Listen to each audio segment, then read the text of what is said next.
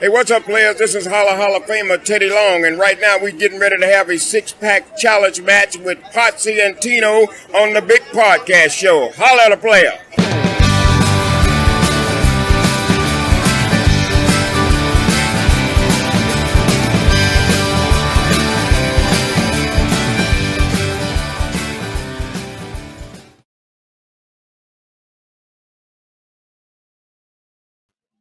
Ladies and gentlemen, boys and girls, children of all ages, the Pots and Pans Network brings to you its tag team champions of the world. That's right, the Road Dog Tino Gray, the badass Rob Potsy Pochak. What's up, Chris Barrett?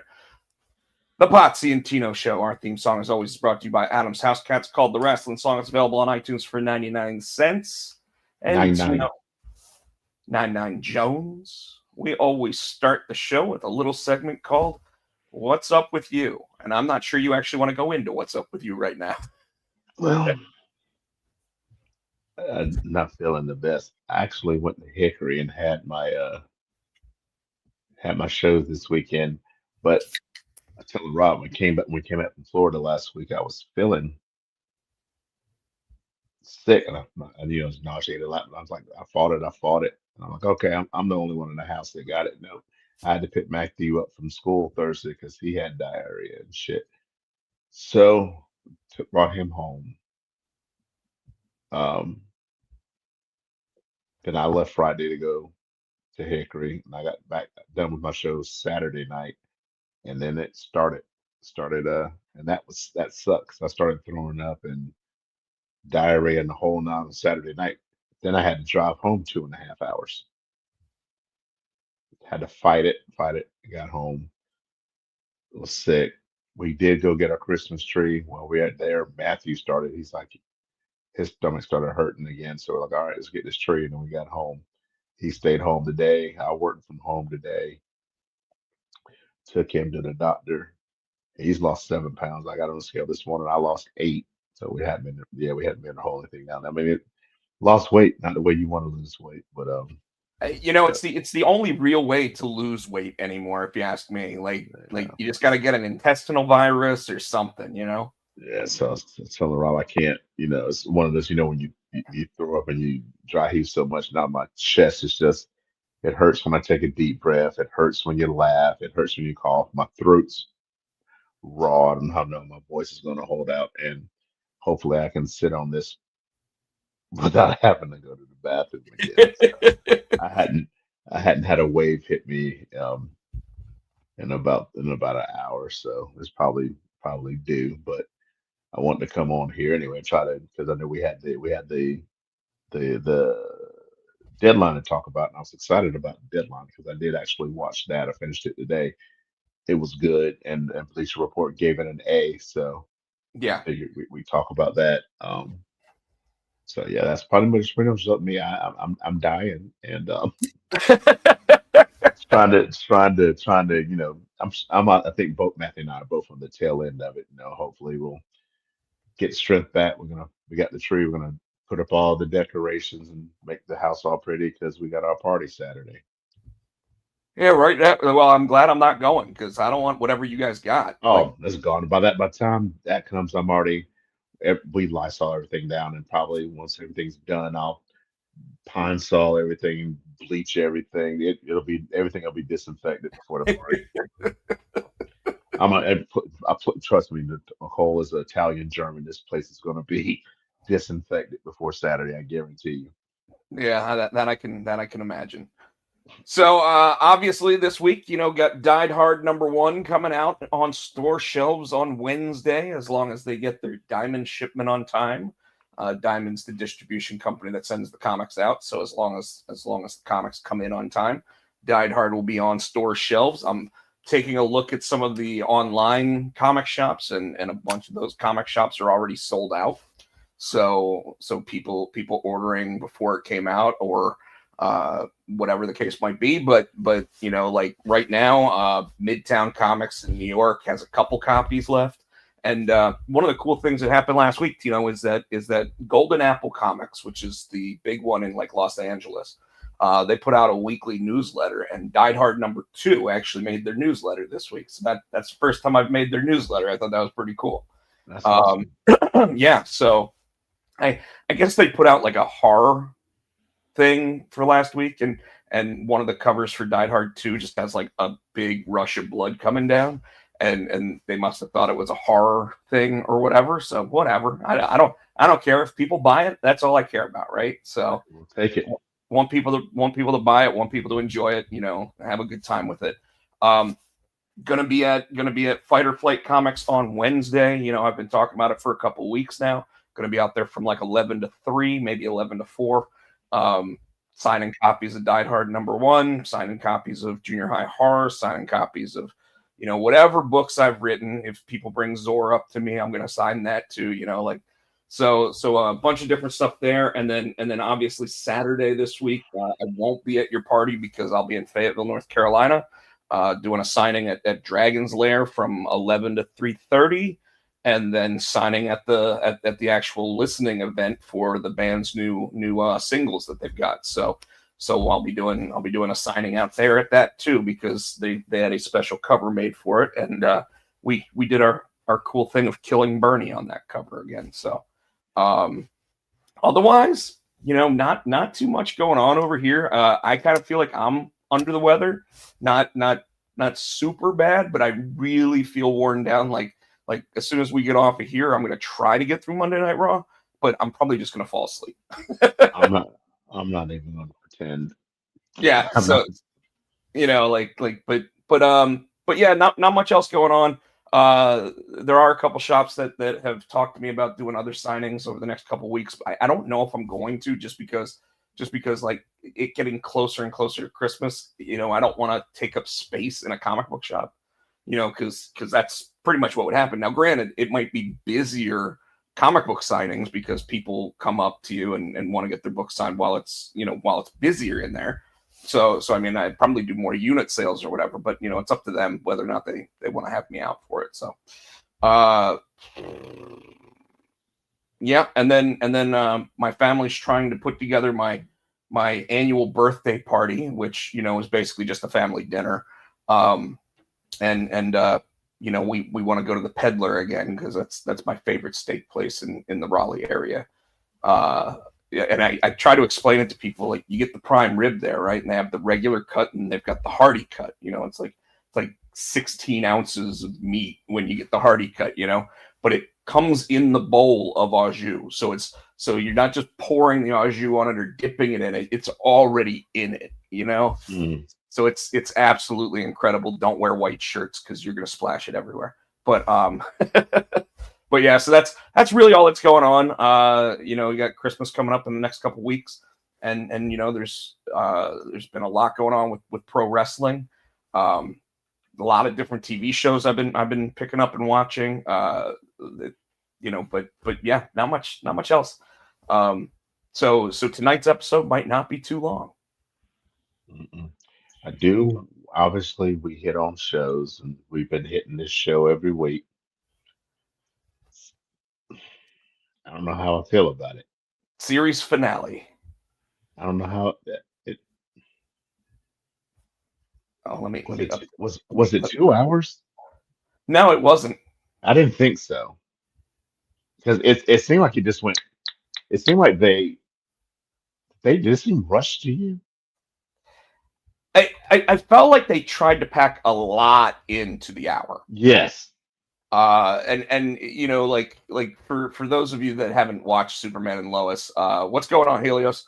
For those that haven't watched Superman and Lois, the first half of the episode was TCB. It was taking care of business, right?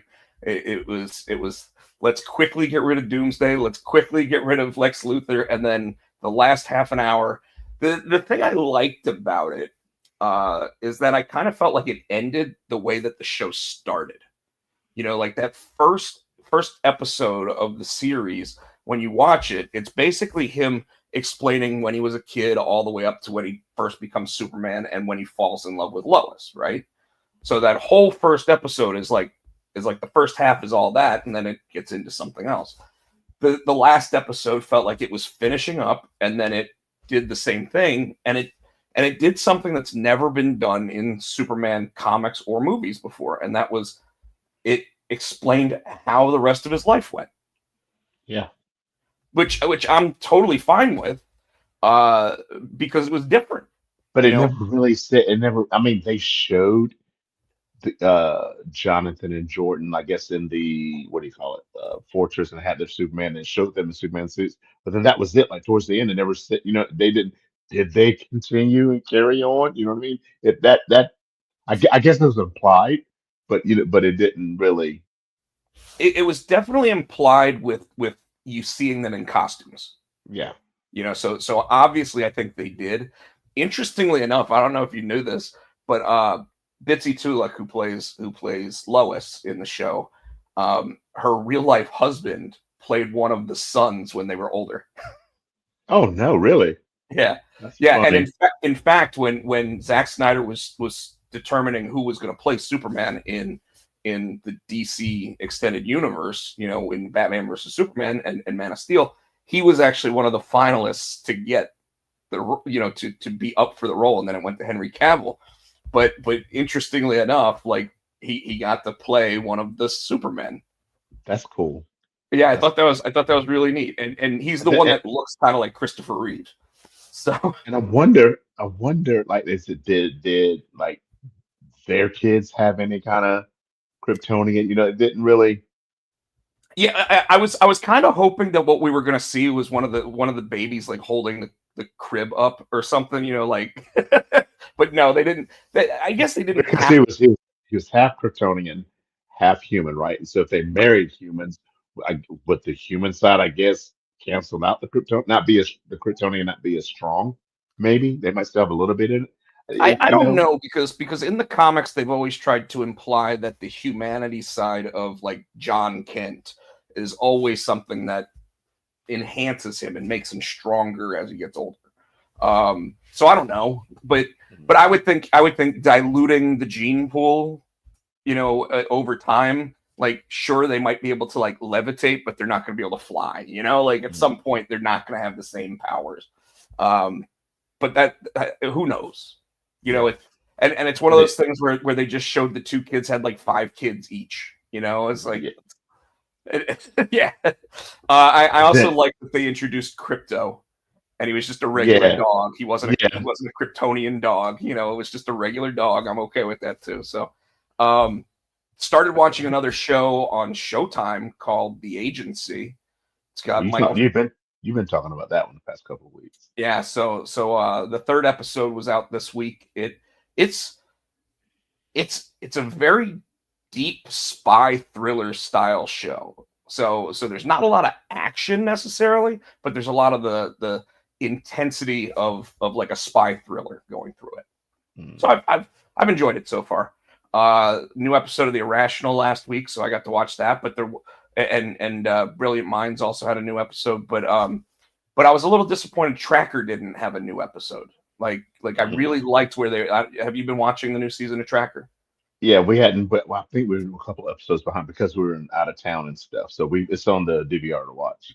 So did you get to the episode where he saw the guy in the former cop in the woods, and he basically says, "Hey, you think if you get a wild hair up your butt, you can start like helping me try to track down this girl that he's been tracking, trying to find for 10 years or whatever." Is that the one where they had the hikers were lost in the woods? He was Yes. trying to find. Yes, I saw that one.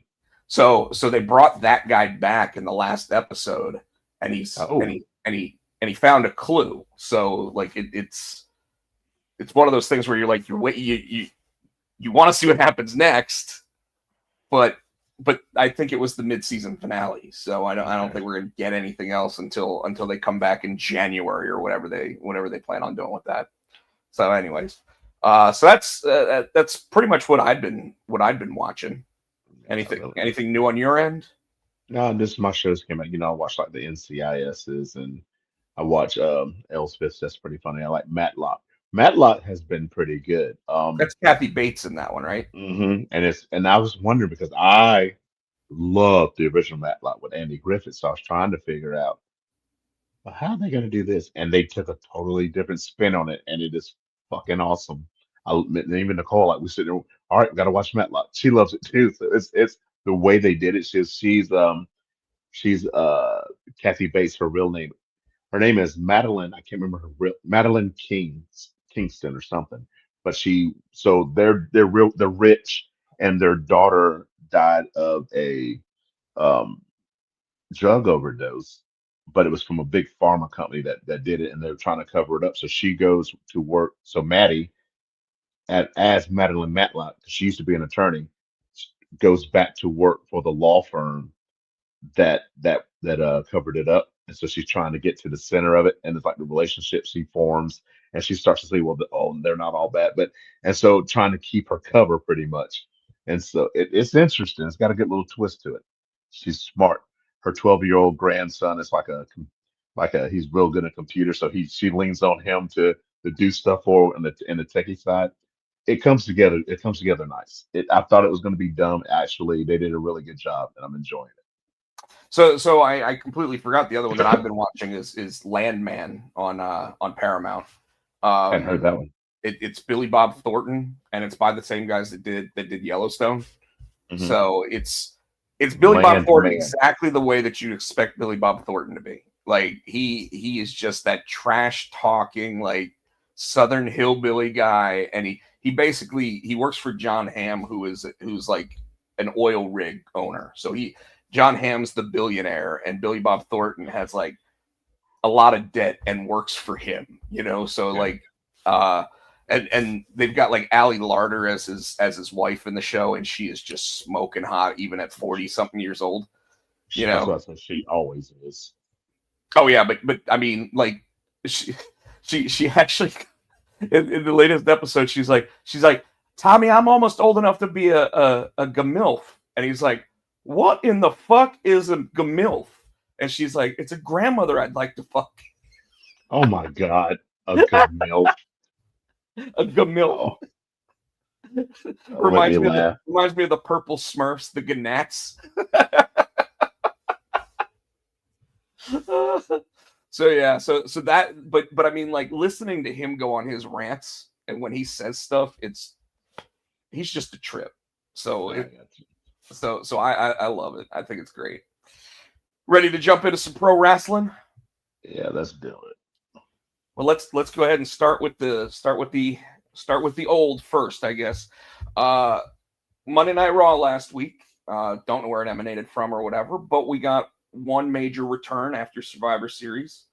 But I want to talk about the beginning of the show first, because they started with CM Punk coming down, and CM Punk starts hinting at the favor that Paul Heyman owes him, and he starts going, because I've got, I don't want to be the guy that just has to finish his story. So he's getting a little snarky about Cody a little bit, but then he sits there and he points up at no sign in the corner, but he's like, everybody knows what I'm talking about. Like, this is what I plan on.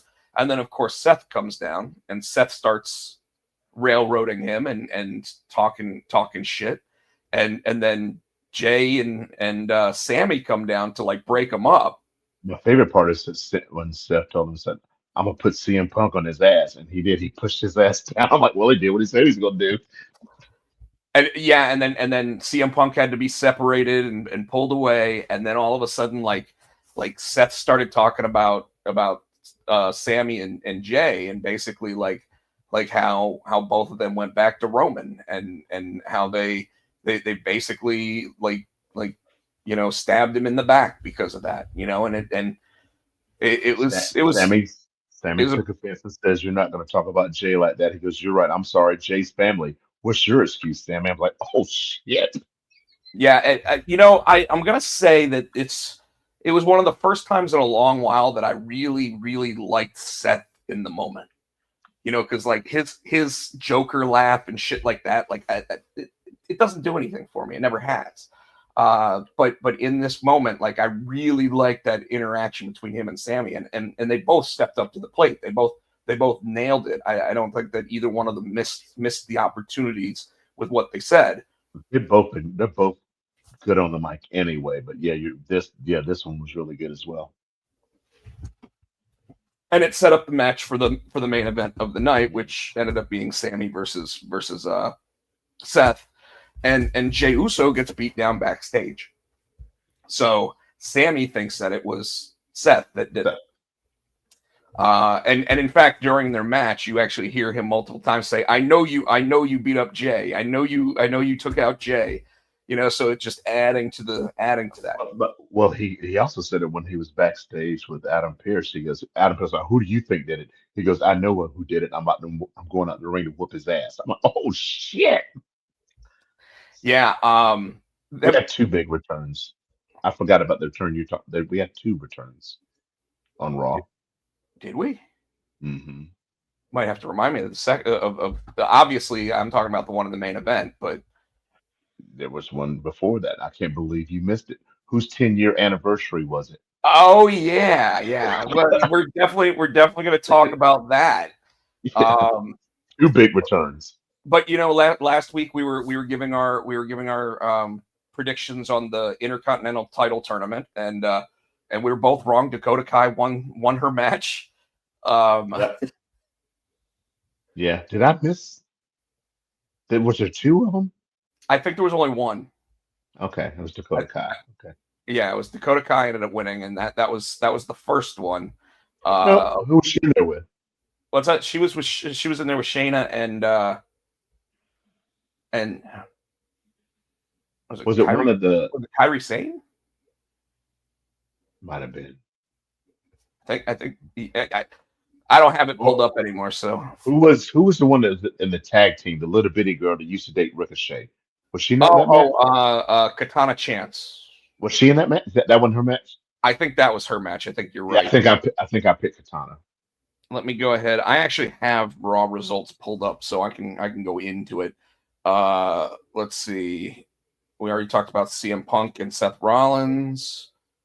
Oh, I guess there was two of the matches because let's see, there were. Oh no, there was a tag match. It was Rhea Ripley and was it Rhea Ripley and Kairi Sane versus Liv Morgan and Raquel? I think so. Oh no, it wasn't Rhea. It was Damage Control. It was Io and Kairi. Okay. WWE's website isn't showing me like the actual match breakdown. They're just showing me that there's just a bunch of videos. That's why I use Bleacher Report.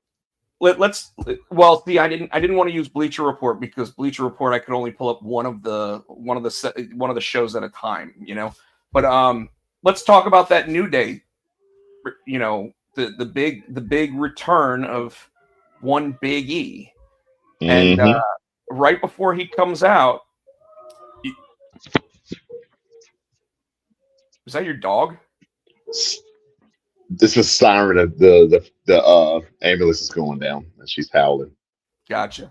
So Kofi and Woods are like running each other down for a minute, and all of a sudden you hear Big E's music hit, and Big E sits there and says, I'm gonna do something that I didn't think I was gonna do, and until I can actually get back in that ring, I'm gonna manage you guys.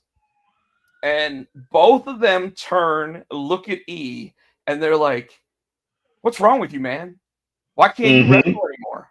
Like, why don't you be honest and just tell everybody you're never going to get back in the ring? Like this is ridiculous. Like Steve Austin's had 2 broken necks. Kurt Angle's had a broken neck. That was funny. Had a broken neck. They've all come back. You didn't come back. So, they were trying to make him feel bad and like, you're never coming back. And so I'm like, are they turning? Because it seemed like that they were about to turn against each other, and then they turned heel together. And they did. And you're absolutely right. They ended up turning heel on Big E. And Big E just had that moment where he looked like he was gonna cry. Then they started talking about. He said, "What about what they say about his girlfriend? Something about you're more worried about your girlfriend or some shit." Who who his girlfriend is? Don't you? Did you see that? Is that Mia Yim's sister? Yes.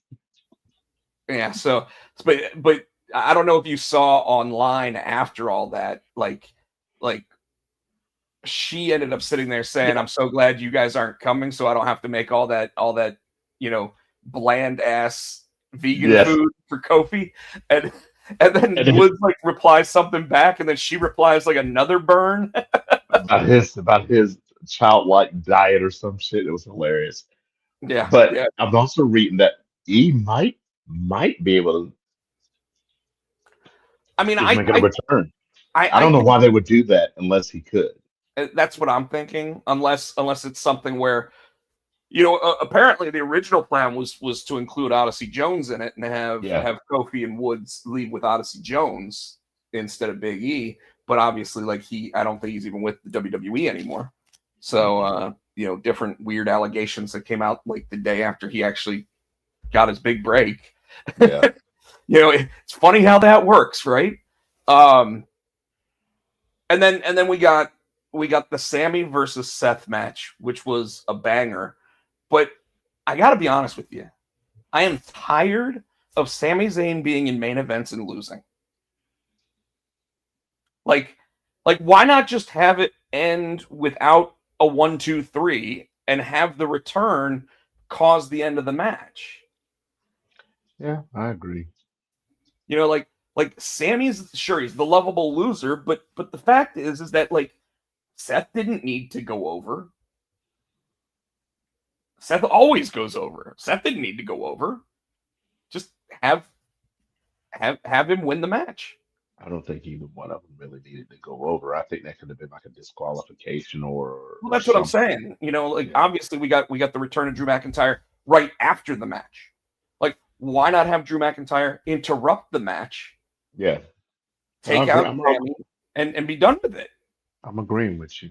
Yeah, I just thought it was it, to me it just felt like they did Sammy dirty. So um I don't want to talk about. We don't have to talk about NXT from last week. We'll talk about Deadline, obviously. So we'll jump. We'll jump to because you wanted to talk about Dynamite and Collision. The only thing I wanted to talk about, and I was asking you because I didn't know you didn't see it, was they're doing I forget the name of the tournament they're doing. The It's for the Continental Classic. yeah, and then whoever wins that gets to be the Continental Champion, whatever. But right now, uh Rainmaker is the champion, and I was saying that now is it now because the Young Bucks are gone, all of a sudden they're cheering him? Is he a face? I mean, they're cheering him hard. Well, you and I know that the way that the Young Bucks last match ended, that they're going to come back as baby faces. Yeah, and probably So with Kenny. I would think either with Kenny or maybe even keep the Rainmaker in there, but it'll because they did Kenny pretty dirty, if you remember. Like he went out on the stretcher and then they busted him up on that. Yeah, but here's the thing though. If they come back his face, Kenny's gonna come back his face, and he's not gonna go after face ain't gonna go after faces. You know what I mean? Well, yeah, but he doesn't have to go back into that element. Like he can just go after Moxley or something. Hmm. You know. But but to your question, the thing about Okada, like they were cheering him anyway. Hmm. I mean, he's a hell of a wrestler, but we really haven't gotten to see that because he hasn't wrestled a lot. Yeah. So putting him in the Continental Classic, I think, is a great move because it means he has to wrestle on a pretty much weekly basis for a while. Um, And speaking of Moxley, Collision Saturday, he was in the ring talking his shit. Orange came down, jumped in the ring, and he just pretty much just started swinging. I mean, he talked some shit, then he started swinging. They beat him down. They took him backstage. FTR is doing a backstage interview. They drag, and all of a sudden there's a commotion, and they look over. Why does Moxley get on TV and try to commit murder every time he's on TV? So they're holding uh orange by his arms and got his head back. They put a funnel in his mouth. He's got this bottle or something. It's got like Windex or something, and he's about to pour it in his mouth. And right before he does, the interesting part of this is who makes the save. So who made the save? Who did I tell you was just doing a backstage segment? FTR. FTR came over there and made this and had a pipe, and they backed them down, and Moxley did the whole. So I think they're in it now too. I mean, yeah, that sounds what the obvious play there is. But why? Because they need to have foils,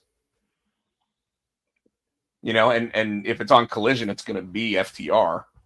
Mm-hmm. So I find it. So I agree with you. I find it weird that Moxley's trying to commit murder, but then he's complaining that people aren't wrestling. Mm-hmm. Confusing to me. Like you're not wrestling. You're literally putting funnels in people's mouths, or you're putting bags over people's heads. You're not wrestling. Like, so what the fuck is it, Moxley? Like, and you know what it is they're trying to do everything they can to get you to boo Moxley, and nobody wants to boo Moxley. So he just gets worse and worse and worse, because he's like, at some point they got to boo me. Well, no, they don't. No, they don't. Stone Cold. Yeah, exactly. I still remember talking about Stone Cold. I still remember when Stone Cold first started getting the pops that he was getting, and he was still supposed to be a heel, and all of a sudden Brian Pillman comes up to him backstage and goes, "Hey kid, Yep. really like those baby pops you're getting," and he's like, "I ain't no baby. Yes,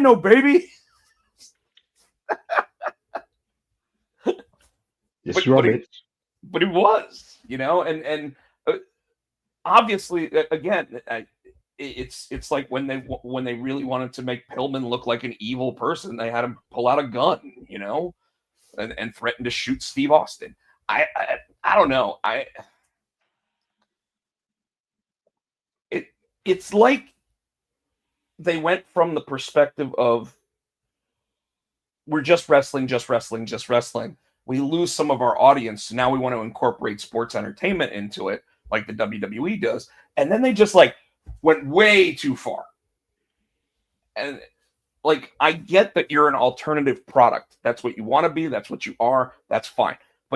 But you don't have to sit there and take it from one extreme to the other. Mm-hmm. You can slowly get there. You can little bits at a time. No, they just right all the way into the deep end. Let's kill someone on live television. That's where we're going. So So I'm right there with you on that. The Continental Classic's been pretty good. Shelton Benjamin looks like a monster right now.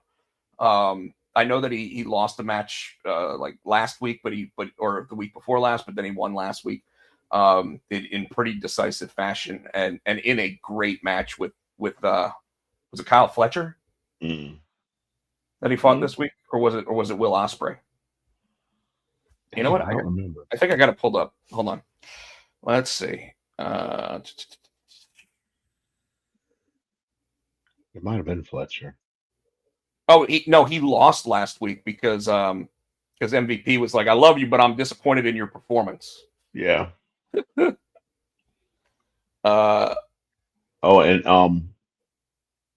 Will Hobbs is back, and he walked right up to Takeshita and said, first of all, he walked up to Takeshita. Don Callis said, "Yeah, remember me? Yeah, you didn't call me when I was out. You didn't check in on me. But that's okay. I'm only back for one thing." And he looked at Takeshita and he pointed at, "I want that." And then here and Callis like, "Yeah, well, we got some overseas obligations." But I'm like, "You chicken shit bastard." Yeah, Don Callis is so good at being such an evil bastard.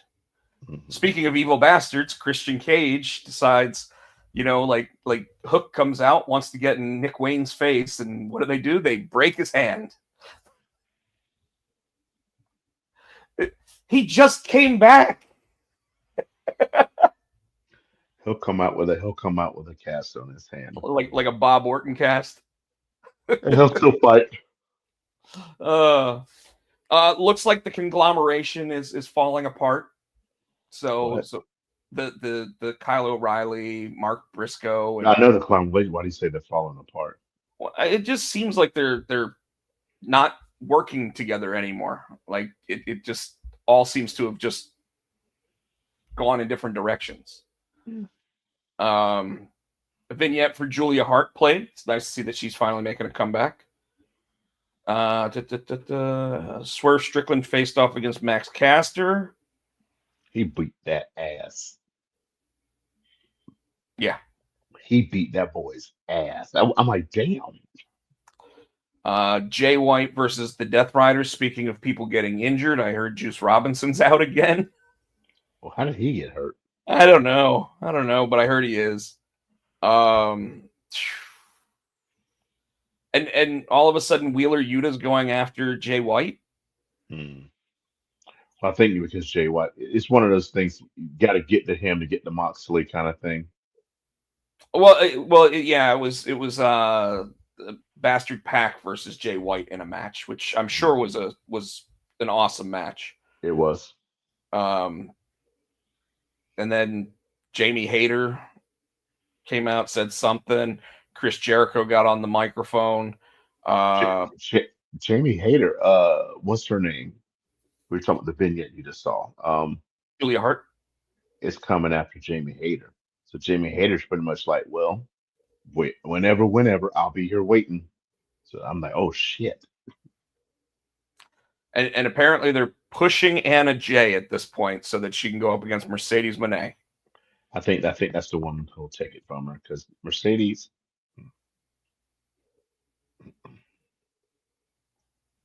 She needs to take her the drop that TNT belt or TBS belt, whatever she has, and take the other one and go back.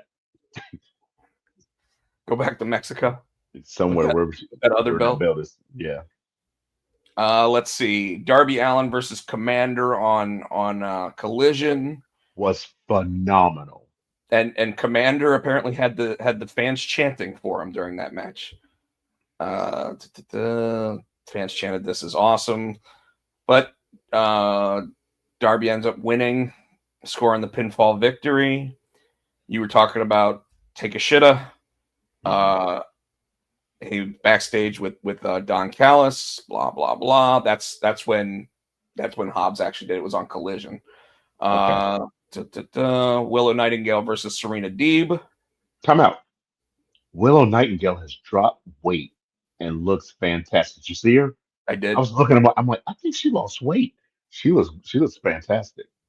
I'll tell you who needs to drop some pounds is Nikita Lyons. Like every time she comes back, she looks bigger and bigger. You keep saying that, but Nikita's she's still fine. She's still fine. Let's see. You were talking about Moxley coming down with the Death Riders. Blah blah blah. Orange Cassidy. That was the backstage brawl you were talking about.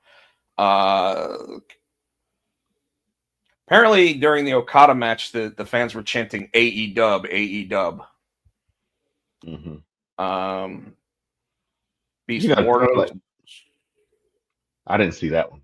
Mina Shirakawa versus Emi Sakura. That was a good match. Daniel Garcia versus Mark Briscoe. That match was good. That was for the Blue League, I think. But and Mark Briscoe had 0 points, and if Garcia would have won, I think he'd have knocked him up to 7. So yeah, so Mark Briscoe had to win this to get back on the board. Yep, and Mark Briscoe did win that match. So that was a good match. It sounds like they were full of good wrestling this week, which is I'm telling you, Collision's starting to be a great show, man. Yeah, it's sleep on Collision. Well, it's so hard. Like it's already hard to watch as much pro wrestling as we already do. Yeah, I forget some stuff. Like I don't know if I told you, but I found AAA on Spectrum, so now I've got that recording when it shows up. No. I was like, you know what? I'll check it out. It's all in Spanish because it's on like Univision, so I don't understand any of it. Hit the SAP button. But I checked it out. Yeah, does the SAP button when you're watching an SAP channel does it turn it to English? I don't know. I doubt it. Okay. That would be hilarious, though. So, all right, SmackDown this week, Tino. there's a couple of things, but there's one main thing I want to talk about, and I did not see it coming. It was a swerve. I think Yeah, you know what I'm talking I know about which one you're talking about, but before we talk about that, Chad Gable comes out while Cody Rhodes is in the middle of the ring, and Chad Gable sits there and says they've opened the transfer window. Yep. So Which means I think they got to they because we know that Roman's going to Raw, so they've got to make it a reason. You know what I mean? How this could happen. And I think that's why they're saying it's a transfer window. I So like and it. they will I be doing shuffling because they're talking about all the managers. So NXT, SmackDown, and Raw will be. So we'll get some NXT call ups. Yeah, well, although I think it's the wrong time of year to do it. Nah, like I said, it's Netflix. They got to they're trying to pack Netflix. Well, obviously, and if both of those shows go to 3 hours, they are going to need more people on the main rosters. Because I know one call up that I think is going to happen because of the way of one of the matches from Saturday night. We'll talk about it then. Well, it looks like a call up and a call down based on what happened on Saturday night. So, or a Calm possible down. call down. Calm down. Oh no, I hope not.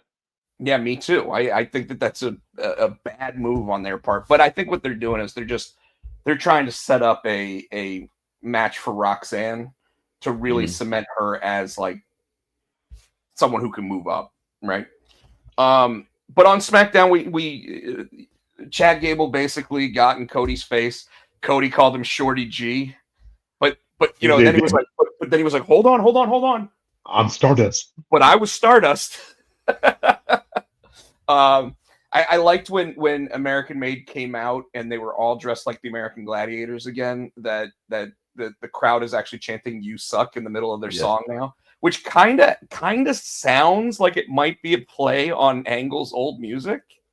Well, they've been saying you suck to his music for a while now, but I picked that up on Friday. It is starting to sound like Angle's music. And I think that's in order to for the fans to be able to insert those you suck chants in it. Yeah, exactly. I completely agree. We get Shinsuke Nakamura comes down to have a match or just to speak in the middle of the ring. I don't even know what he was there to do because he didn't get a microphone or nothing. LA Knight comes down. LA Knight starts running his mouth. Then My favorite said the only thing you've done face to face is spray that mist. Well, I got my LA Night mist blockers on. I was like, oh no, on my chest. I got my LA Night mist blockers on. I'm like, really, dude? the only thing that would have been better is if he came out wearing the shield that Shawn Michaels did with the No, it would have been if they were actually on his sunglasses. Yeah. Yes, that would have been even better. That would have been even better. Um, then the Street Profits get beat up backstage.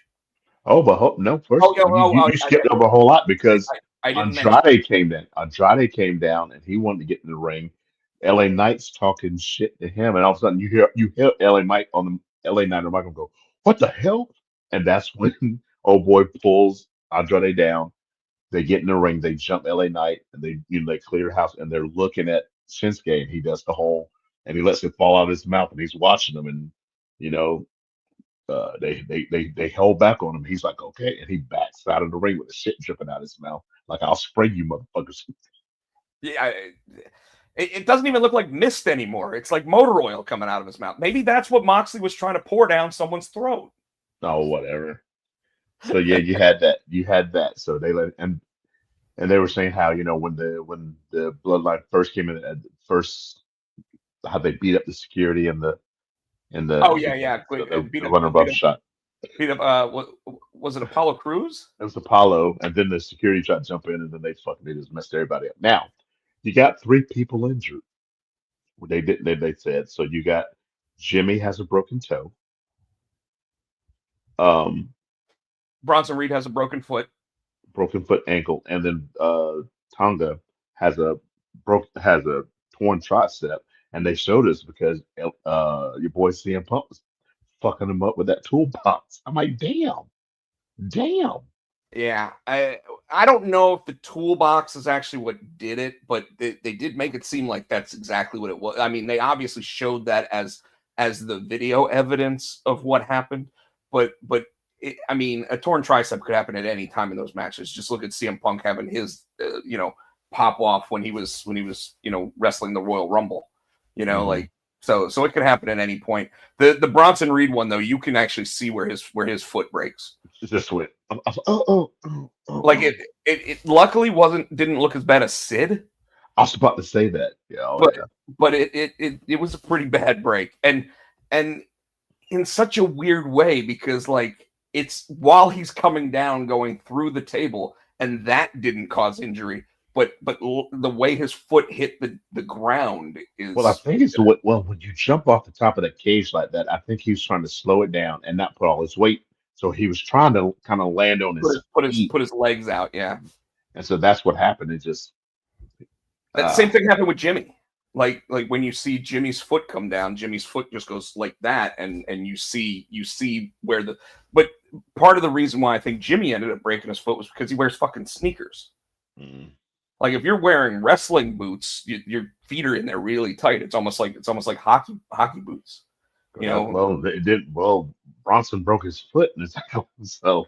Yeah, but when you look at Bronson, I think that obviously slow it down, whatever, like you're saying. But I think that when you're that big as well, yeah, you come down at any kind of weird angle that's not normal, and you're going to contort things in ways that they're not supposed to go.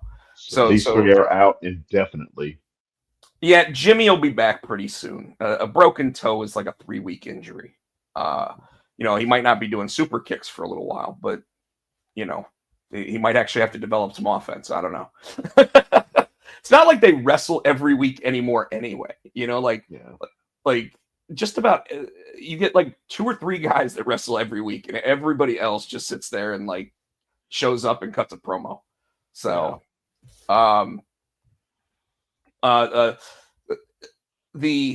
the main event was Cody versus Chad, but before we get to that, I do want to talk about a couple things. First one I want to hit is the Jade Cargill injury.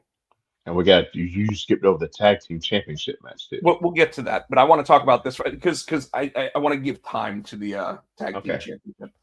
Because I did mention the Street Profits got beat down early in the show. Yeah. And they were supposed to have the tag team title match, but Bianca Belair's backstage talking to Naomi, and then Chelsea Green and Piper Niven come up, and you start getting an interaction between Belair and Chelsea, and then Piper's like, "Well, I'll take you on tonight." So they set up a match between Bianca and Piper, and. Well, I think it was because Bianca accused Piper. She said, because your girl was in the ring, you weren't. So I think that's what Piper said, I'll take you on tonight, kind of thing. Yeah, although now after the match and everything, Byron Saxton told Bianca that they actually saw Jade in Gorilla, so it couldn't be her either. Now, I got to ask, the obvious choice as to who actually beat down Jade is going to be Naomi. Bailey. We both had 2 different answers. But they're both the people that like are best friends, I don't think they're going to turn Bailey heel so quickly after she was, she just got the babyface turn. That's true. Whereas Naomi, I think Naomi's been kind of floundering. And they can put her with the bloodline if they turn her heel. Well, but would they put her with the OG bloodline, or would they have to put her with the heel bloodline? They probably have to put her with the heel bloodline to turn her heel. Yeah. Which would make sense because who's she married to? Jimmy. So Solo can be like, you got your wife. Bitch. Just to antagonize him. So I think it's going to be Naomi. And the way that they always seem to be with each other, and then all of a sudden, like even this week, like when Byron told Bianca that it couldn't be Piper.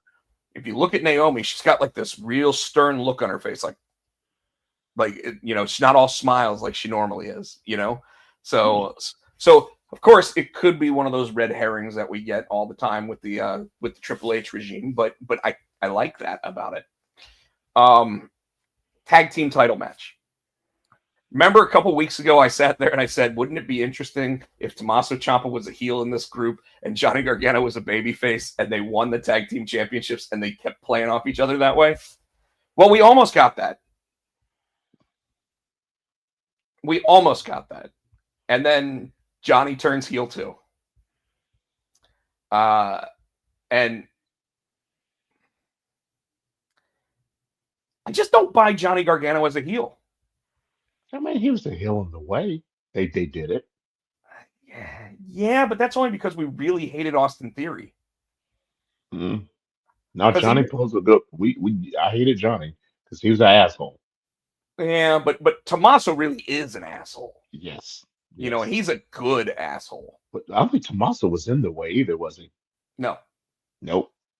And now that's when Tommaso was out with his neck injury. So then you had the Pixie come back and congratulate him. They might be doing a kind of a way thing. I don't know.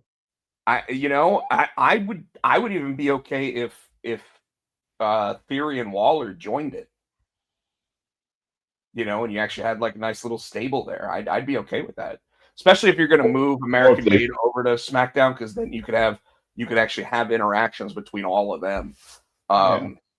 You know, because I mean, you've got Ivy Nile in a group of all guys, and it's like, yeah, she gets a match every so often, but do we ever really think she's got a chance in most of those matches? No, it's kind of like it's Ivy Nile. Yeah, Ivy Nile squashes motherfuckers. Well, I mean, even though she's like 4 foot nothing. Yeah, but she's damn can bitch press you, bitch. Yeah. So you know what? I'd let her. So no, I don't. She doesn't. No, they need to put it. If they put her against Johnny's wife, she crushed Johnny's wife. Well, she should. Although Candice is a much better wrestler. Anyways, main event, we get Cody versus Chad in a.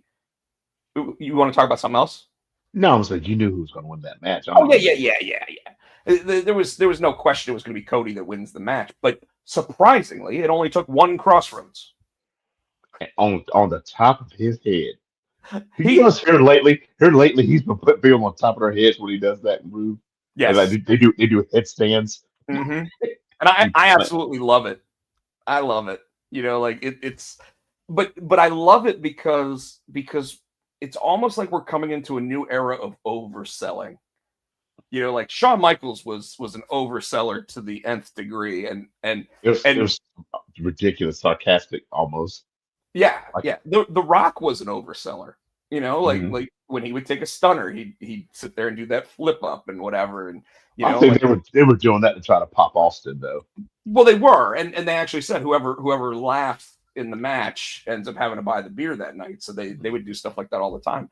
But I mean, like Austin Theory's an overseller. In fact, Austin Theory, when he was on Chris Van Vliet, was talking about how he oversells everything, and he just how when he took like the stunner from Austin, and you know, and it's funny because he was talking about how he'd never had a beer before, right? Like, you told the story, yeah.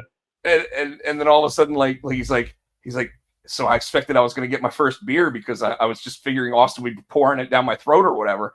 And then he's like, "Hey kid, took a hell of a stunner," and then just like walked away. You know, that was awesome. Yeah, it's so I like this. Certain people are overselling finishers now. Again, I feel like too many people take a super kick and don't sell it at all. So I kind of like that. I haven't even been really looking at the chat here. Hogan was peak overselling. No, Hogan really wasn't, Barrett. But I love going back and watching like snippets of the Shawn Michaels versus Hulk Hogan match from SummerSlam that year. Because he oversold his ass off. Because he oversold to the point where he was frustrating Hulk Hogan in the middle of the ring. That's why he was doing it. He was doing it to piss Hogan off. Oh yeah. There's one of those inside the ropes like interviews with Shawn Michaels where they actually ask him about that, and they're like, you know, you would kind of calm down with your overselling, but then you like really stepped it up there. And he goes, He goes, well, when you're going up against like Hulk Hogan, you got to sit there and you're going to take all the bumps. So you might as well make them look good. Like Shawn Michaels always makes me laugh though, because like hearing him now, he's like grandpa age, and he's still sitting there like now when he's telling the stories, you're like, man, it's really fun listening to him talk about this shit. You know what I mean? So, all right, how about we jump into this? Yeah. So they started with the men's Iron Survivor. I got it. Javon Evans, Wesley, Frazier, Ethan Page, and a and a surprise. surprise entrance. Yeah, I'm not gonna say it yet. So I thought it was interesting that Nathan Frazier actually got the first pinfall in the match. Mm. I don't know. Did you like this concept match? This Iron Survivor? Yeah. See, there's something I don't like about it, and that's that What? the whole match is only 25 minutes, right? Right. But you only have 2 guys in there for the first 5 minutes. Then you got 3 guys Right. in there for the next 5 minutes. Then you got 4 guys for the. So by the time you get to the 20 to 25 minute, like that last guy in, really doesn't have a lot of time to score more pinfalls than everybody else. Yeah, it's true. And That's why same you better with hustle. women. You better But hustle. the Because this last dude, he hustled. no, he really didn't. Like there was no fast in him about any of the stuff. But he made it count because it was Obafemi. Ladies and gentlemen, Obafemi. And welcome to the dance, because I believe I heard that backstage Triple H said he loves Obafemi, but he's not bringing him up to the main card yet. So he's going to be in NXT for a little while longer. I think we all kind of expected that. And with about 30 seconds to go in the Iron Survivor match, he double pins to go from 1 pinfall to 3 pinfalls. Was it? I don't know if it was 30 seconds. My Yeah, favorite there was part. 30 seconds left. There were some good parts in that match. I think one of the parts was Ethan Page, I think, pinned Obafemi, and Obafemi had to go in that game cage, right? And so Ethan being the heel, waving, laughing, ha ha ha. Ethan gets Page and then realizes He's got to go in the penalty box with Obafemi. oh my God. And the look, he's an excellent heel. The look on his face, the way he reacted, the way he was like, no, no, no. And he didn't want to go in there. And they finally pushed him in there. And Obafemi whooped his ass inside that thing. Yeah. And it was great too, because it was like when you see a cat trying to get away from a dog. Like he was just trying to climb up, and Oba was just grabbing him by the trunks and pulling him back down. No, it's like he's about to cry. It was that part made me laugh. And another nice spot was when Javon Evans couldn't get out of the penalty box because they were all there. He climbed up to the top of it and jumped out. And I thought, okay, go on with your bad self, OG. Like I was down for it. That boy bouncy. He is, and so's Wesley. So both of them are together. Those two together put on a hell of a match. I like watching them when they had time to interact. Yes, and they were the first 2 in the match, so it was nice to watch. So Obafemi ends up winning 3 to, and they made it look like Javon Evans could possibly, and he just ran out of time. He was my pick until Obafemi came out. I'm like, well, that's it.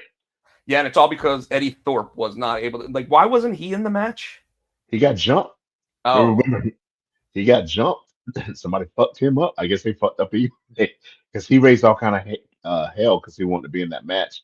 And they finally put him in the match, and he won his qualifier. And then somebody fucked him up. Yep. And we'll find out that it was probably Hikalea or somebody. I think it was.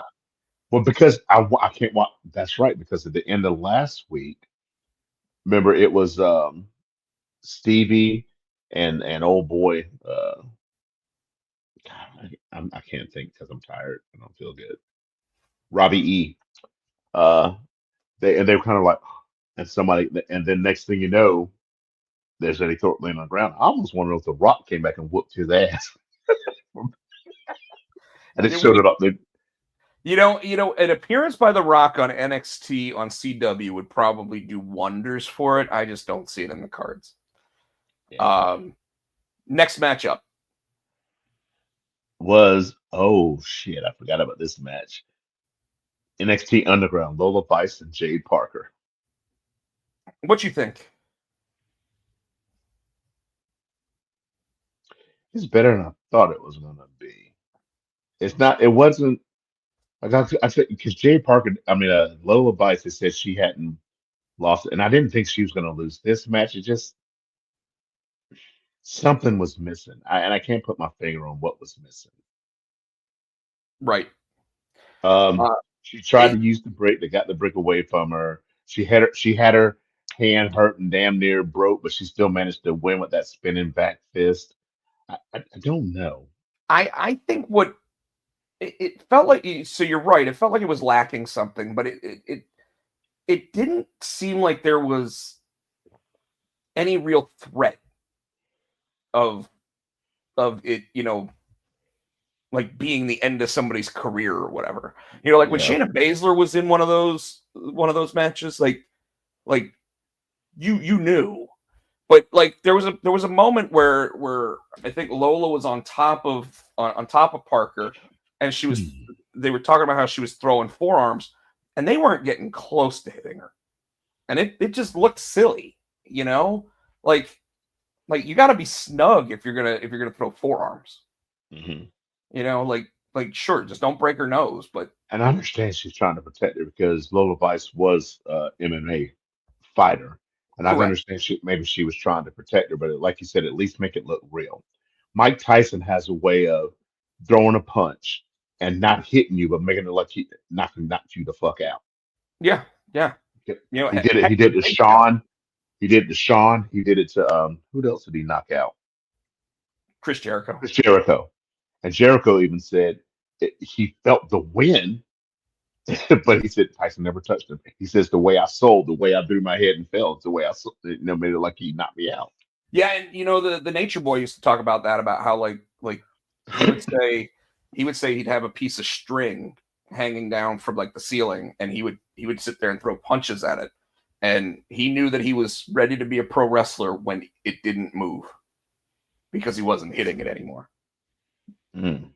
So I just felt like I just felt like for an underground match, it didn't feel like it had like that normal feel that those matches end up having. Yeah. So I was a little disappointed by that match. Um, Then we had the NXT Tag tag. Champions. This says Fraxium versus Miles Bourne and Tavion Heights.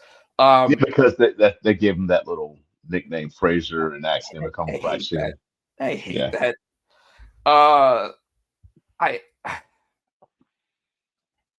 I don't like a lot of times when someone has to go double time in a night. Like is that attempting to show that Nathan Frazier really deserves like all that attention on him, or is it saying we just didn't have enough people available for that night? You know, I think they're setting up a story because this isn't the first time that Fraser and asked him, "You okay?" This isn't the first time that Fraser and Ashton have done something like this going double. Because Fraser, I think it's setting up for a breakup because Fraser keeps trying to, oh, I can do both and I can be champion, da, da, da, and putting the tag team. And so there, it's a there's continuation of a story. So there, it's not there's necessarily. there's so much of that they've been doing for months. It feels like, but I think now now they even have the other tag teams going. Pick a side, man. Pick a lane. Are you going to be a tag team or are you Mhm. going to be a singles? and I think Axiom's getting to that too. So I think it's a slow build. It's a slow burn, slow build up. Yeah, it kind of feels like they're trying to recreate like a Johnny and Champa thing with it, and I've never bought enough into them as a tag team to begin with for me to be that bought into their storyline when they finally do break up. Yeah. Trick and Ridge. I didn't expect Ridge Holland to win. Um, but I wouldn't have been surprised if he did. I didn't think he would win. I'm gonna go back to what I was saying before when we were talking about the call ups and all that. Remember, I said before Trick Williams leaves, I even called it. I said Obafemi is going to win that belt from Trick, and Yeah. Trick's going to get called up.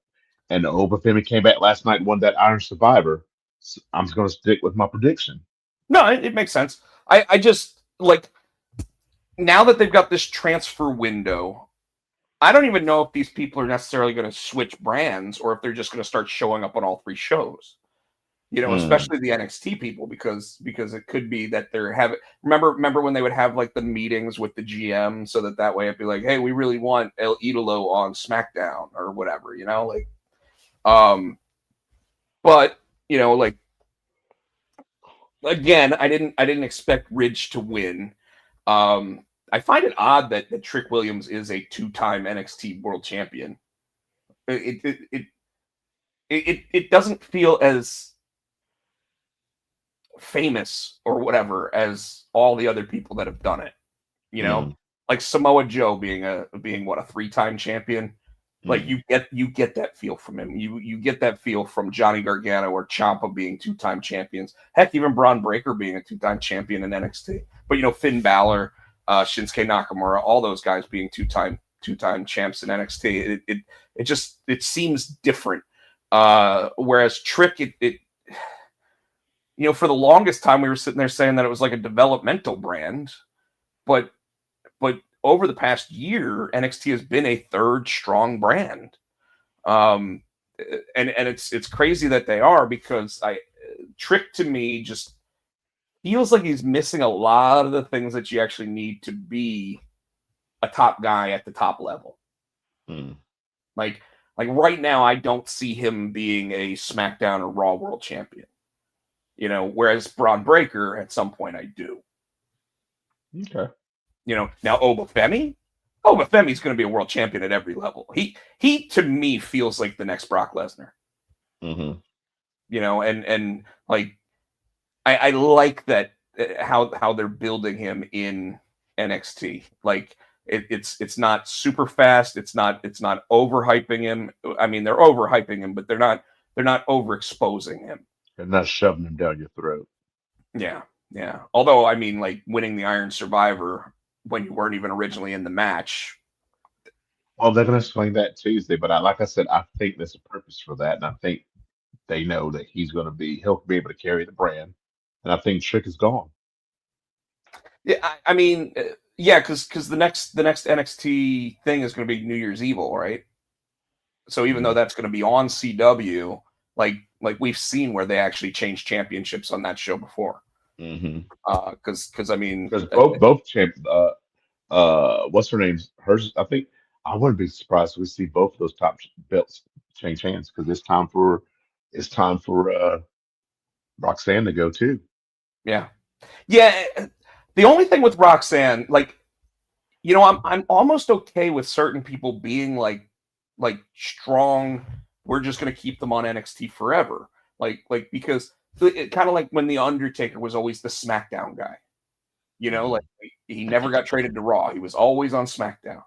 I guess he either wanted to work Tuesdays or Thursdays, didn't want to work Mondays. I don't know, but like, but they had certain people that were all like, so that way you knew if they were coming to your town or whatever. It's like, oh well, I know that Shawn Spears is going to be on that show.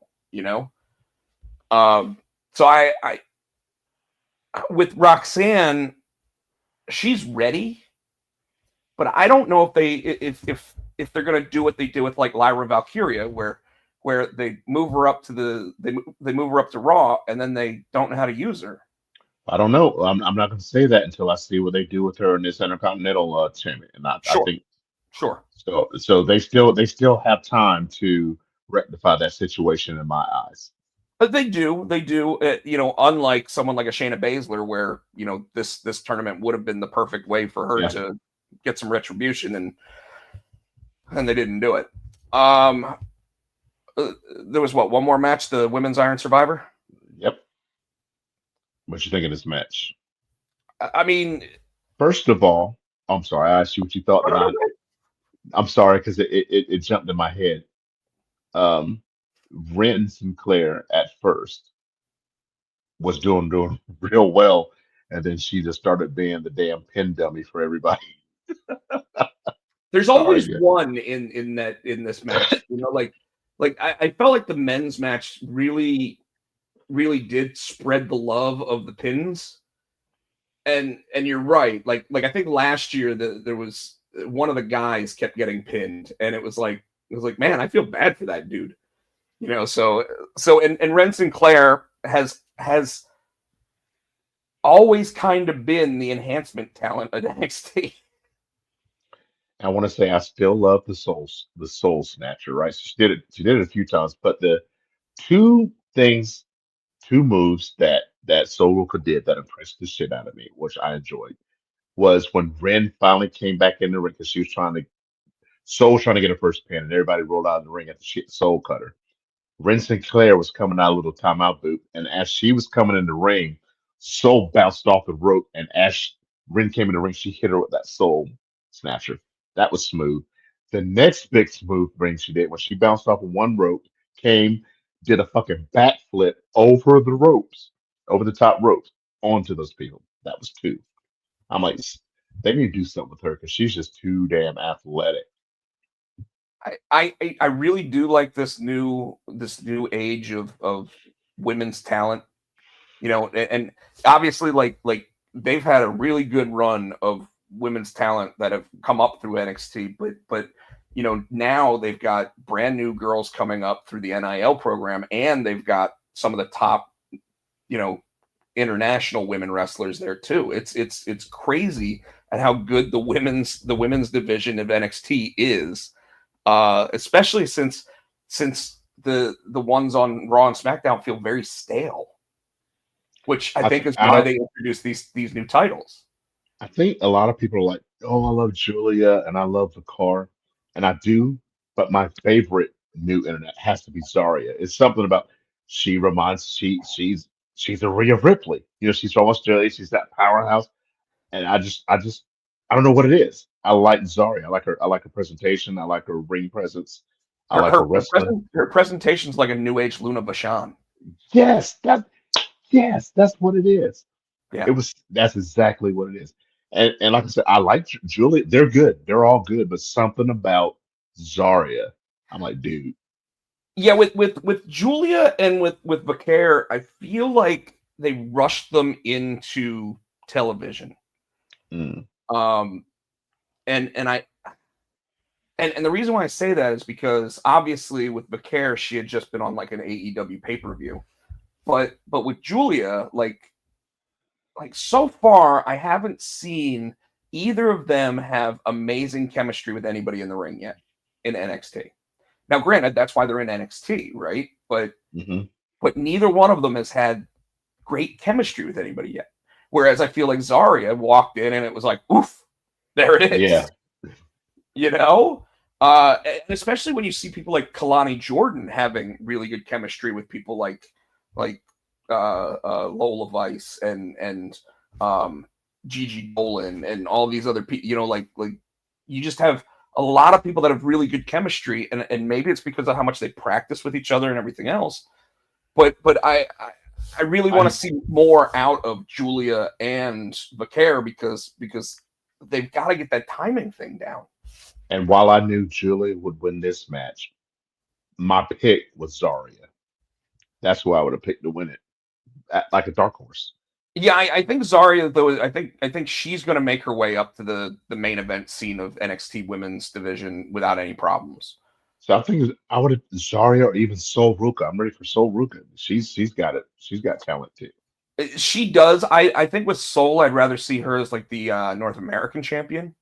Oh yeah, for Yeah, now, just yeah, to get more time in and more, polished up. She could be the world champion, but right now, no. Like you said, Yeah. I But you're think right. I mean, Zarya athletically, I think she's probably the most talented out of all of them.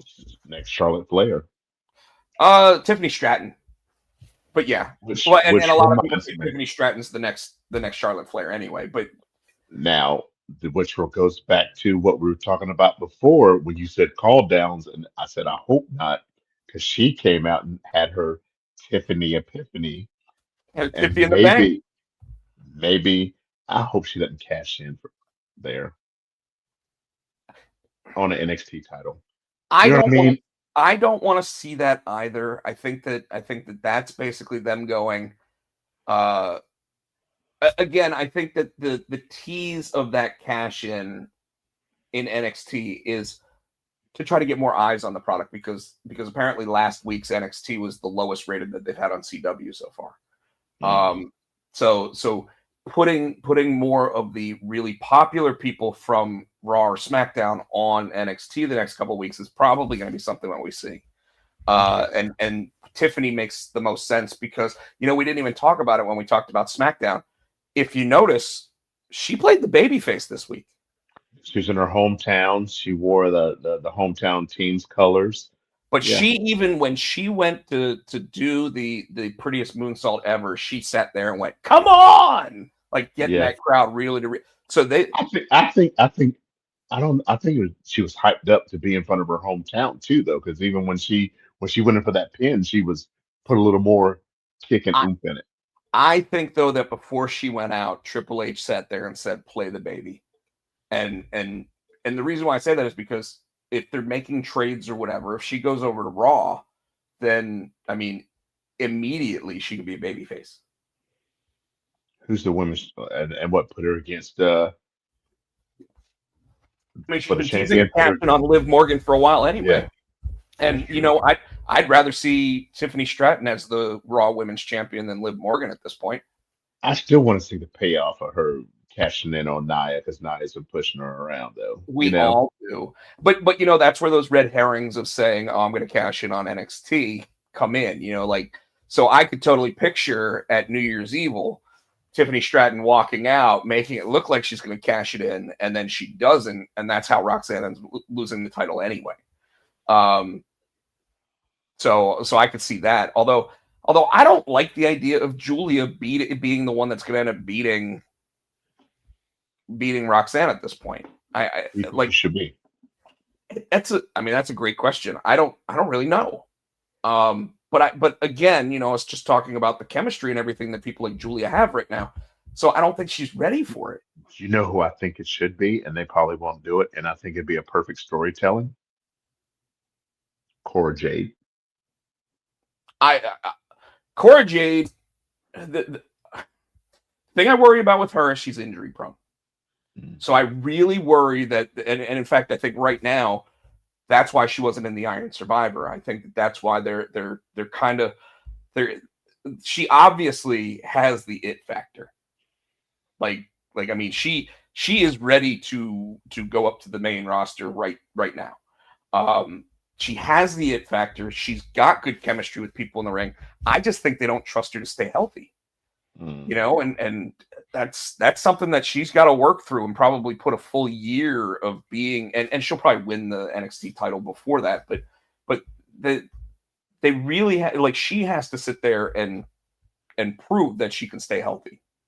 That's what I'm saying. But if she does, I think that'd be the perfect person to take that title off of Roxanne Perez. Or would be. Yeah, and again, I think when it comes to Roxanne, I worry that when they move her to the next level, they're just not going to have something ready for her.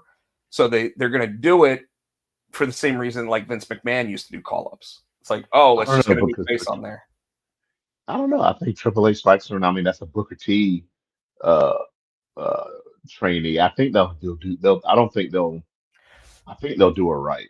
Well, and again, they like her booking in NXT has been great. She's been babyface, she's been heel, she's been champion, she's been the workhorse.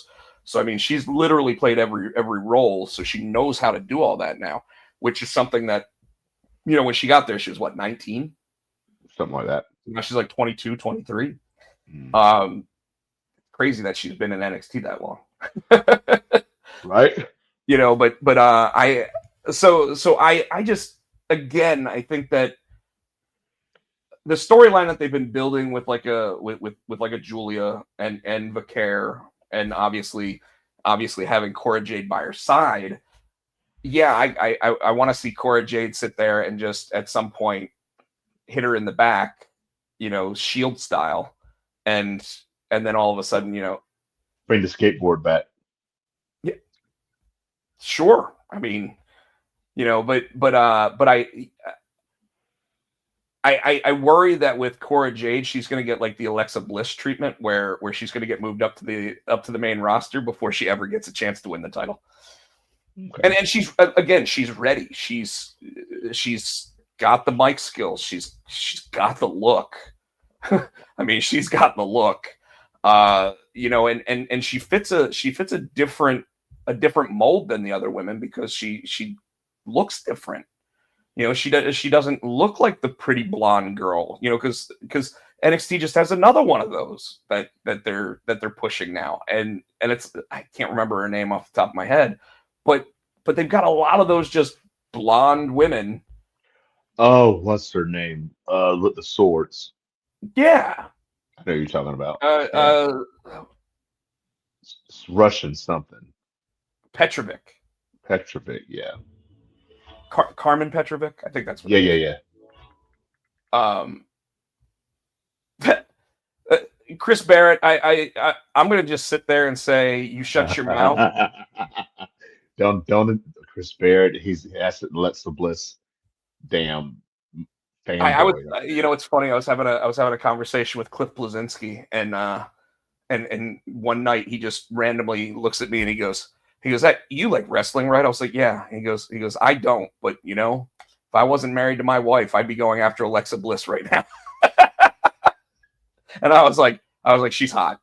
Cora Jade's taller but she almost fits like the same thing that Paige did when she was there, like she just has a different look. She just seems different. So she's going to get over just because she looks different than all the other women that are out there. I'm going to look to see if we have any other banners that we need to go through on here.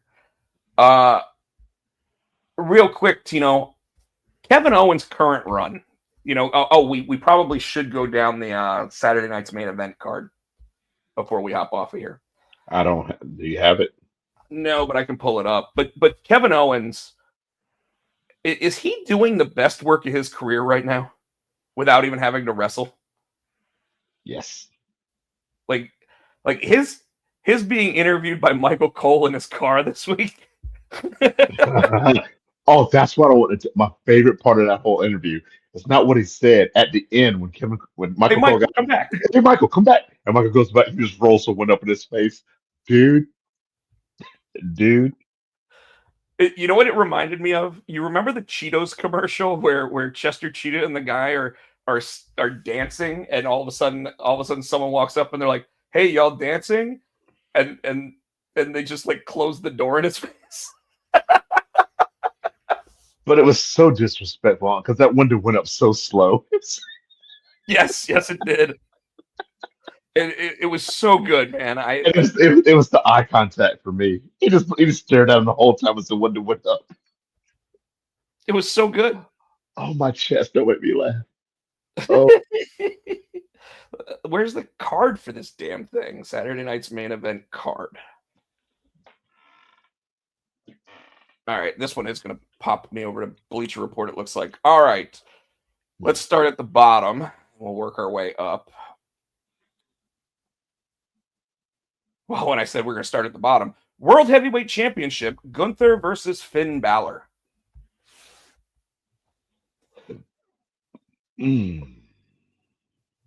Gunther. Yeah, I don't see Finn winning unless, in fact, I see Damian Priest spoiling the match. And like I told you, I think that it's going to set up a three-way dance between all three of them. Although it does look like they're getting ready to push Finn pretty strong. So for once, I wouldn't be surprised if they do pull off a championship switch on a card like this. But I don't think that's the one that I think would happen here. So let's see. Liv Morgan versus Io Sky. If we're thinking that Tiffy's going to Raw, I don't see Io Sky pulling this one off either. Well, I could see Io Sky winning if Tiffy does go over to Raw and then she stays heel. Okay. But I don't see Liv losing though. Not yet. Yeah, I see Raquel getting involved and causing Io Sky to lose. What the fuck is Asuka? I thought Asuka. What if Asuka comes back at main event, Saturday night's main event, to balance off? I would think that her and Charlotte are probably going to be Rumble entrants. Okay. Kevin Owens versus. Didn't they say that the United States title women's match is going to be on this card? I think the finals, yeah. Either that or was that? Is it that one or the Intercontinental? No, it was, so they definitely said the U.S. title. Yeah, so that maybe they're not. Maybe I think they might have a couple. Maybe Friday night's like a last kind of the. Yeah, you're probably right. And then those winners. So we won't know until Friday night. If you just had to guess based on the 4 women that are currently available, I don't remember who the 4. It's Bianca, Chelsea, Bailey, and Tiffy. Bailey. Chelsea Green. Okay. You know, I think it's time to give her a little bit of give her some flowers. Okay. Cody Rhodes versus Kevin Owens. See, that's a tough one because if they're not going to have Gunther lose. I mean, we expect Randy Orton to come back here, don't we? Yeah. So, I mean, I could see Cody hitting Kevin with 2 or 3 crossroads with the Randy Orton interference. Now, the question, though, that I have is, would Randy Orton should want to hit Kevin Owens, but what's stopping him from hitting Cody Rhodes at this point? Like, what about an inadvertent RKO to Cody Rhodes because Kevin Owens, just as he's getting ready to get hit by the RKO, pushes Cody in the way? Either way, I think if Randy does win, if Kevin wins it, it's going to end up a 3-way at some point. Yeah, I'm thinking that's your Royal Rumble main event, and then those two don't necessarily have to be in the Rumble. What do you think of Jesse Ventura being in the broadcast booth for Saturday night's main event? First of all, he looks like the Jeepers Creepers dude. I was going to say the Crypt Keeper, but that. Oh yeah. Crypt Keeper's more like it. I was a frog man. It's cool. It's nostalgic. I worry that he's not going to know anything. Like, he's not going to know the people's names. He's not going to know like any of the moves. He's just going to like be rambling because that's what he does. I'm sure that they probably had. I'm sure he's kept an eye on the product, so I'm sure he knows names. I think it'll be all right. So Chris Barrett actually said that he thinks Tiffy or Chelsea. I don't think Tiffany Stratton wins just because she's holding the Money in the Bank. That's why I didn't say Tiffany. So yeah. Chelsea probably. Cody won't lose the belt in 2050. Just to say that he held it longer than Jesse needs to be back in the fold long time. I agree with that. I like the idea of Jesse Ventura making a return. My buddy Russ and I sit there and send voice messages to each other all the time of just like really bad Jesse Ventura impressions. So it's like, let me tell you something, Monsoon. Like I could just picture him calling somebody Monsoon. Like I just I don't know. I just see that being the case. Or calling somebody brain. Yeah, exactly. Or listen up, Mach. You know, like I think he's gonna get McMahon. McMahon. Yeah. Yeah. You know, and then there's rumor that Hulk Hogan's gonna be at the show. So if Hulk Hogan's there, you know, him and Jesse don't get along. I hope Hulk Hogan doesn't. Fuck Hulk Hogan. Anyway. Yeah. Anyways, so yeah, I don't know if the women's Intercontinental belt's gonna be on the line for it.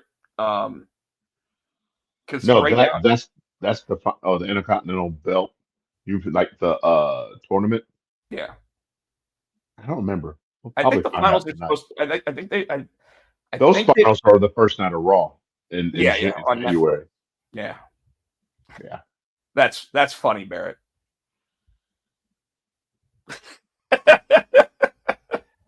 I need to go to bed. Yeah, I think I'm tapped out too. So Because I almost trusted a fart. So we need to close this up. all right, go ahead. It's Tino signing off. I'm no longer on on X. I am on the Blue Sky, and it's whatever Blue Sky Tino G. That's where you find me. I'm also on the Insta and the Snapchat SC Tino. I'm on the TikTok. You can find me at Tino All Great Music. We're on Twitter, Potsy and Tino.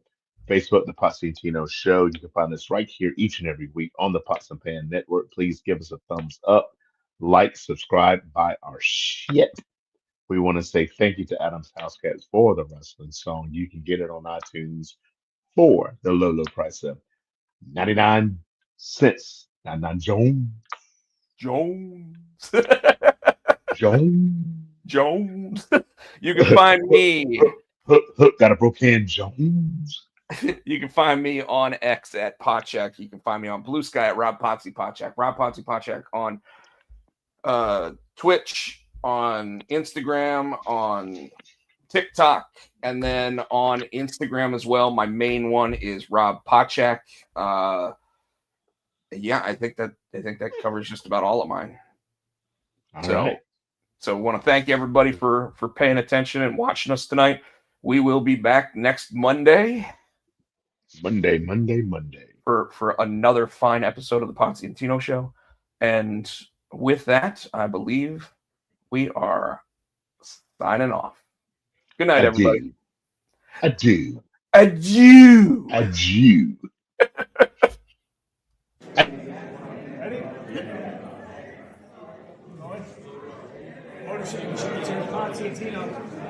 For the Potsy and Tino Show. Thanks for watching.